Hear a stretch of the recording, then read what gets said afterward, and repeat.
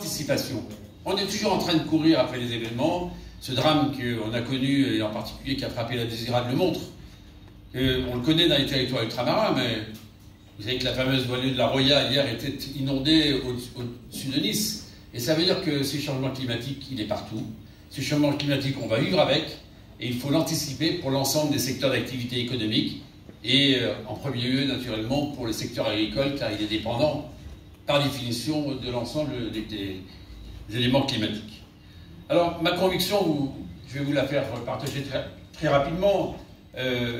Parmi les richesses des territoires ultramarins, moi qui les parcours depuis 3 mois, même si je les connaissais un peu différemment auparavant, naturellement, c'est celui de l'agriculture, sous toutes ses formes. Que ce soit l'élevage, que ce soit bien sûr les fruits, les légumes et ces spécificités que vous avez. Et donc, cette richesse agricole, ce développement potentiel que vous pouvez mettre en place, eh bien, c'est un atout extraordinaire. Si quelquefois le réchauffement climatique peut être un obstacle pour vous aussi, ça peut être un avantage. Je disais l'autre jour, avec le président de la Cosmetic Valley, vous connaissez la Cosmetic Valley, avec des plantes médicinales, des plantes que n'auraient pas pu, à un moment, se faire pousser ou développer dans les territoires ultramarins, eh bien, demain, ce sera une possibilité qui sera offerte, donc des nouveaux débouchés. Donc il faut sans arrêt être dans cette adaptation, vous l'avez bien compris, c'est le sens de mon propos. Et une seconde dimension qu'il ne faut pas oublier. Il y a une chose qui est certaine, on va vers du qualitatif. Celui qui vous parle, c'est le ministre, certes, mais je suis aussi biologiste, donc j'ai fait quelques années où j'ai passé mes fonds de culotte, vous voyez, dans les amphithéâtres, à apprendre ce que c'est que la qualité. Et la qualité, c'est quoi? Naturellement, c'est vrai pour l'eau comme c'est vrai pour l'alimentation. Et la traçabilité et la qualité doivent être au rendez-vous. Et ça, c'est une spécificité de l'agriculture française.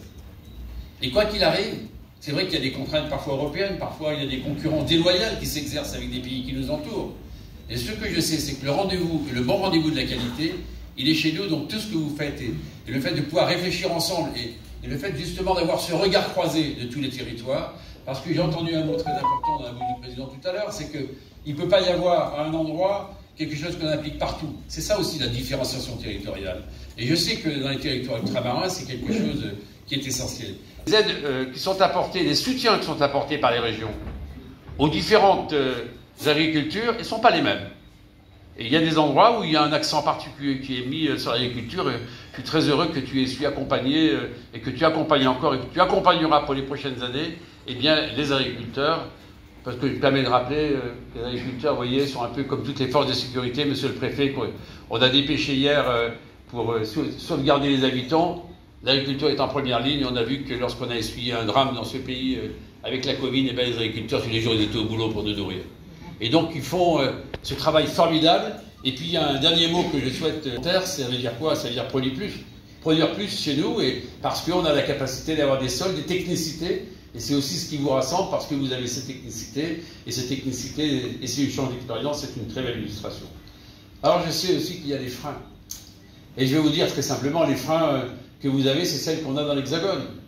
Le frein du foncier, lorsqu'on est en Guyane, il y a des Guyanais dans la salle, on est en train de s'en occuper, et pour tout vous dire, j'ai vu Marc Fesneau il y a quelques jours, on a d'ailleurs préparé un peu une partie de ce que je vais vous dire sur la fin de mon petit mot, de vous dire que ces freins sur le foncier sont là, c'est vrai. Et ces freins, il faut arriver à les lever, parce que comment demain imaginer plus de souveraineté alimentaire si on n'a pas plus de disponibilité foncière? Les freins aussi, c'est malheureusement le nombre d'agriculteurs qui baisse. On est à 380 000 dans ce pays, on est arrivé au plancher. Et il faut aider les jeunes agriculteurs à s'installer. Vous voyez, j'étais avec le président de la République en Nouvelle-Calédonie, interpellé dans une ferme pour aider justement au nom de la dotation jeunes agriculteurs. C'est quelque chose qui vous parle et pour lequel on doit être aussi en capacité de les accompagner. Il faut accompagner aussi celles et ceux qui disent, ben moi terminé, j'en ai ras-le-bol de la vie que je mène et je vais faire autre chose. Et pourquoi pas demain être en capacité d'avoir une exploitation agricole sous différentes formes. Il y a le problème aussi de la formation, et pratiquement dans chaque déplacement, alors, mon cher Harry, tu vois que j'ai cédé à beaucoup de tes souhaits. Tu m'as dit, il faut être là, je suis là. Tu m'as dit, il faut aller au Grand Port, je suis allé au Grand Port. Parce que tout à l'heure, il m'a dit que le programme, on avait tout fait sans lui. C'est pas vrai, on est dans des éléments où la région intervient massivement. Bref, vous dire que la formation, c'est un sujet fondamental. Et là encore, la région est un partenaire. considérable pour les lycées d'enseignement agricole, avec des bouquets de formation qui se sont développés, qui se sont diversifiés. Et je vous disais tout à l'heure que je me passionne pour les sujets agricoles. Vous voyez, accessoirement, j'ai monté un village de start-up et un campus dans un lycée agricole dans l'Hexagone. Et avec, à l'heure où je vous parle, 16 start-up et avec plein de diversification, de nouvelles formations, parce que je crois à ces métiers absolument merveilleux, mais ces métiers qui, naturellement, sont au cœur de beaucoup de difficultés. L'affaire des intrants, le coût de l'énergie, mais ce qu'on vit ici, alors un peu moins pour l'énergie, pour le chauffage, pour le réchauffage, pour les séchages, mais il y a d'autres types de difficultés que vous avez avec le coût des intrants, parce que vous avez naturellement l'importation, quelquefois l'octroi de mer, quelquefois des charges particulières qui interviennent, et qui fait que ce sont des éléments de compétitivité qui se posent. Et tout cela, je les ai bien naturellement en tête. Et puis enfin, ces risques climatiques, c'est vrai qu'ils sont plus forts, ils sont plus concentrés, et derrière les risques climatiques, il y a des sujets d'humidité. Et quand on dit sujet d'humidité, il peut y avoir quelquefois des développements microbiens, bactériens, parasitaires, qui sont plus nombreux qu'ailleurs et qui exigent des traitements. Et comment fait-on? Et là, c'est la recherche qui permettra d'avancer, car il y a moins d'intrants, mais on s'adapte. On fait des sélections d'espèces, on met des espèces plus résistantes, et on utilise d'autres médicaments, entre guillemets, d'autres thérapeutiques qui font que l'on arrive à échapper à tous ces fléaux. Alors, une des solutions, c'est pour ça que je dis bravo à l'Odéadom, parce que cette confrontation d'expérience, cette mise en réseau, rien ne marchera si vous n'êtes pas en filière. Je préfère vous le dire clair. La filière, c'est la base de la réussite. Sinon, de toute façon, après, vous avez les grandes surfaces qui sont là derrière pour vous tordre le cou. Donc, il faut bien trouver une solution. C'est la raison pour laquelle, avec Gérald Darmanin, nous avons décidé, et Bruno Le Maire, d'ailleurs j'ai signé la petite lettre la semaine dernière, de lutter contre les grands monopoles, parce qu'il faut aussi que les agriculteurs soient capables de vivre de leur travail, des filières, de la qualité qu'ils vendent. Vous voyez, je préfère dire les choses très directement, il faut de la grande distribution, bien sûr. Il y a de l'ordi, ça me va très bien. Mais moi, ce que je souhaite aussi, c'est qu'on puisse faire en sorte que celles et ceux qui produisent de la qualité, avec de l'étiquetage, avec une traçabilité, eh bien, tout cela soit parfaitement au rendez-vous. Alors, je n'oublie pas, évidemment, qu'il y a de la planification écologique qui a été voulue par le gouvernement, oui, parce que on ne peut pas s'asseoir sur ce réchauffement climatique, on ne peut pas s'asseoir sur le fait qu'il faille moins d'intrants. Et moi, je dis, vous avez devant vous un ancien député. Vous voyez, ça je le dis rarement, mais aujourd'hui j'en profite, puisque j'ai un public d'hommes et de femmes qui sont passionnés par l'agriculture. Moi j'ai osé à 5 h du matin faire ouvrir des containers au Havre, parce que vous savez qu'au nom du droit communautaire, une fois que quand c'est entré dans un port, c'est terminé, hein, c'est l'intérieur du territoire européen. Et là, j'ai observé qu'il y avait des fraises qui avaient été piquées au peroxyde d'oxygène. Je me demande ce que c'est que le peroxyde d'oxygène. C'est ce qu'on appelle l'eau oxygénée, c'est pour qu'elle soit gardée 15 jours de plus. Et donc j'avais... évidemment, à l'époque, c'était Bruno Le Maire, mais il était ministre de l'Agriculture. Vous voyez, ça remonte il y a quelques années, vous vous en souvenez, je vois monsieur. Ça avait suscité un peu d'émoi. Parce que moi, je voulais savoir dans quelle mesure les fraises qu'on allait servir demain à Paris, ou peut-être au fin fond de la France, ou alors dans les territoires ultramarins, sont en capacité de connaître leur traçabilité. Et oui, parce que la traçabilité, une fois de plus, c'est quelque chose absolument central dans la chaîne de productivité. Et si je dis ça, c'est qu'il faut aussi que les règles européennes soient respectées, et en particulier pour les autres pays en dehors de l'Union européenne. Donc, n'ayez pas peur pour au moins une chose, comme vous produisez plutôt mieux, même très souvent bien mieux, je suis persuadé que dès le moment où on arrive à faire respecter justement ces barrières et ces limites, on est en capacité d'aller plus loin. Alors, cet accompagnement.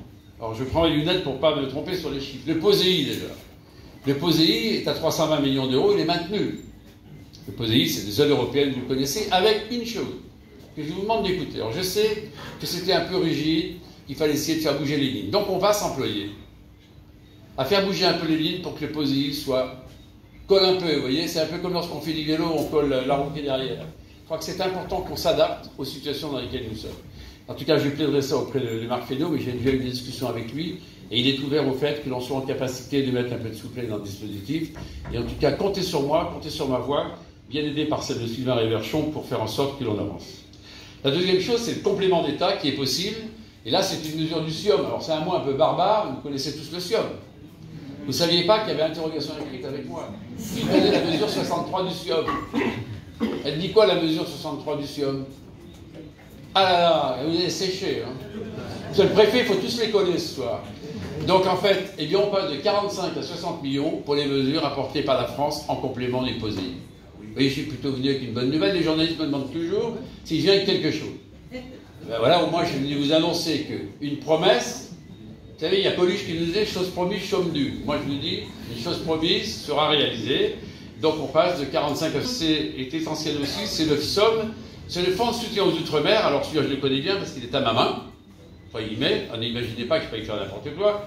Mais c'est pour éviter, s'il y a un risque climatique à un endroit, s'il y a un problème de dégâts particuliers, que l'on puisse intervenir. Donc là, une fois de plus, c'est les techniciens. Moi, je fais ça avec toute impartialité, sous le contrôle du préfet et avec le préfet, de manière à ce qu'on puisse apporter les meilleures réponses. Mais ce somme, on l'activera naturellement. Et puis enfin, les accompagnements par le FOGAP, c'est les fameux fonds de garantie d'emprunt, parce qu'il y a des dispositifs qui bougent. La durée déjà qui était plafonnée à 9 ans va passer à 15 ans. Le montant qui était à 300 000 euros passe à 600 000 euros. Et si c'est des jeunes agriculteurs, je crois qu'on monte à 800 000 euros. Et puis, s'adresse aux jeunes agriculteurs et à ceux dont je parlais tout à l'heure qui disent tout d'un coup, moi, j'ai envie de me lancer dans des activités agricoles. Et ça, c'est une avancée très importante.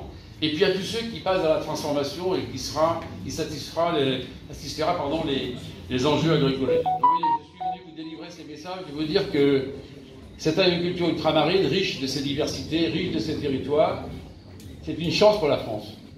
Cette chance pour la France, sur la balance des paiements, ça existe. Eh bien, il faut aussi l'accompagner. Je crois que l'État, en tout cas, et je suis très heureux que le président du Conseil régional apporte également son soutien, sera à vos côtés, ici, comme nous le serons dans l'ensemble des territoires ultramarins. Vous avez entendu les notes de flexibilité que l'on souhaite apporter de manière à... Je sais qu'il y a eu beaucoup d'interrogations de l'ODADOM, je préfère répondre très directement. Et merci de la simplicité et de la tonalité que vous avez employée dans votre courrier, parce que c'est comme ça qu'on fonctionne. Dans le débat, et on avance. On peut acter une différence, on peut acter un désaccord, mais l'important c'est qu'à un moment de se retrouver sur une possibilité de sortie. Donc pour toutes ces raisons, merci de m'avoir accueilli. Très heureux d'avoir conclu cette première journée. Bravo de cette très belle initiative. Et sachez que vous avez compris, connaissant un peu les sujets agricoles, alors j'aurais été plus à l'aise pour vous parler des cultures céréalières de Beauce, mais tout à l'heure, ils m'ont fait un petit clin d'œil en m'emmenant sur le Grand Port et en voyant qu'il y avait des céréales qui arrivaient de Beauce par le port de La Rochelle.